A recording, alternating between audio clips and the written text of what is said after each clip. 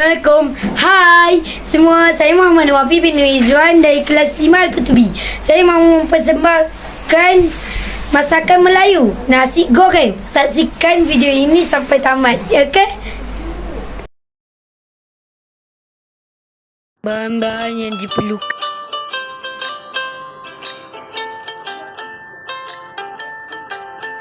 cara memasak. Gaulkan bahan yang ditumbuk tadi dengan minyak.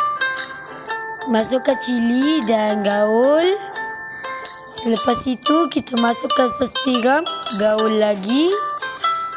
And kita masukkan telur, garam. Okey.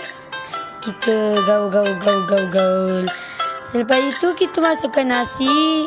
Kita kacau dia sehingga sebati ya semuanya. Okey. Kacau. Okey, alhamdulillah kita dah selesai. Jadi kita makan.